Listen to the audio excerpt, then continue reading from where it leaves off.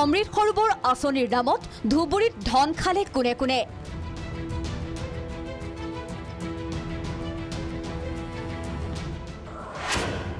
বিশ্বজিৎ গোস্বামীৰ পিছত জালত পৰিব কোন কোন।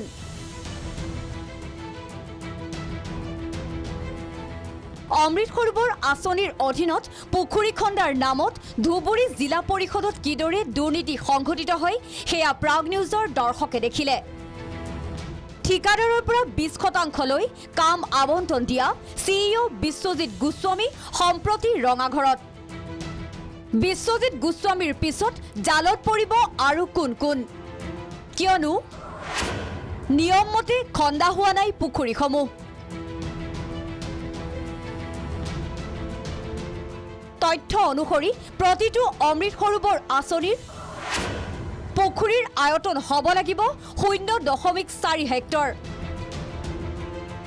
য'ত পানী জমা কৰি ৰাখিব পৰা সামৰ্থ্য হ'ব লাগিব 10,000 কিউবিক মিটাৰ। অভিযোগ মতে ধুবুৰী জিলাৰ বিভিন্ন স্থানত খন্দুৱা পুখুৰীৰ গভীৰতা কম হোৱাৰ লগতে পাৰসমূহো ভালদৰে নিৰ্মাণ কৰা হোৱা নাই।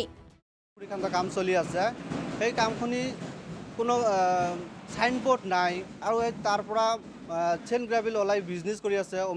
অমৃত সৰোবৰৰ যিটো কাম স্কিম সেই তাৰ পৰা সিহঁতে বিজনেছ চলাই আছে। কামখিনি এনেকুৱাই আৰু মানে সিমান ভাল নহয়।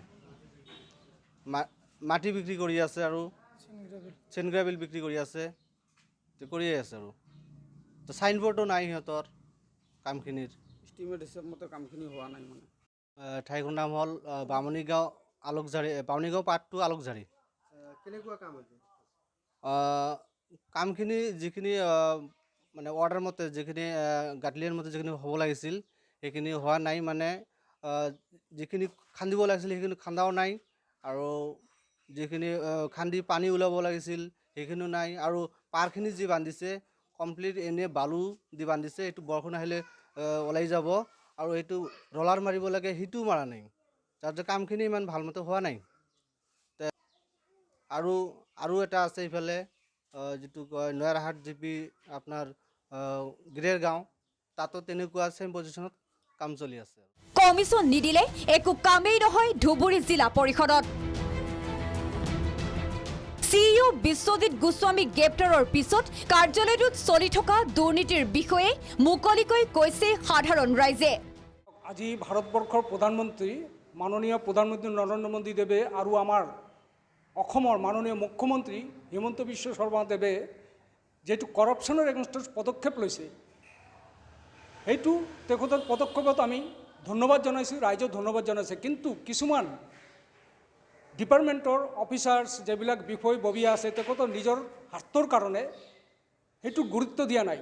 তাৰে এটা উদাহৰণ হ'ল আজিৰ আমাৰ যিবিলাক অমৃত সৰোবৰ যিটো স্কিম আছে, সেই অমৃত সৰোবৰৰ লক্ষ লক্ষ কোটি কোটি টকা অফিচাৰ আৰু যিবিলাকক দায়িত্ব দিয়া হৈছে, যিবিলাকক বনোৱাৰ কাৰণে দায়িত্ব দিছে, তেখেতে আত্মসাৎ কৰি আছে। কাৰণ যিবিলাক ফ্লগ দিব লাগে সেইবিলাক ফ্লগ এটাও দিয়া নাই। যিমান ডিপ কৰিব লাগিছিল সেইটো কৰা নাই। পানী 2-3 ফুট 4 ফুটৰ ভিতৰত তেখেতে সেইটো দেখাই আছে আৰু ফটো মাৰি আছে, আৰু অফিচাৰে সেইটো একচেপ্ট কৰি আছে। সেইকাৰণে আমি মাননীয় মুখ্যমন্ত্ৰী মহোদয়ক বিনম্ৰ অনুৰোধ জনাওঁ যে তেখেতে যাতে উচ্চ পৰ্যায়ত তদন্ত কৰি সেইবিলাক অফিচাৰক শাস্তি দিয়ে। ৰাইজৰ এইবোৰ অভিযোগ পোৱাৰ পিছতো দুৰ্নীতি নিবাৰক শাখা অথবা বিভাগীয় কৰ্তৃপক্ষই ধুবুৰী জিলা পৰিষদৰ বিৰুদ্ধে কোনো ব্যৱস্থা গ্ৰহণ নকৰে, তেনেহলে চৰকাৰৰ ওপৰতেই আস্থা হেৰুৱাব ৰাইজে। আনহাতে জিলাখনৰ বিলাসীপাৰা মহকুমাৰ তুখপাৰা বামুণীগাঁও 2য় খণ্ড নয়াহাট ৰাণীগড় গাঁও পঞ্চায়তত খন্দা অমৃত সৰোবৰ পুখুৰীসমূহ এবাৰ বিভাগীয় মন্ত্ৰীক পৰিদৰ্শন কৰিবলৈ আহ্বান জনাইছে স্থানীয় ৰাইজে।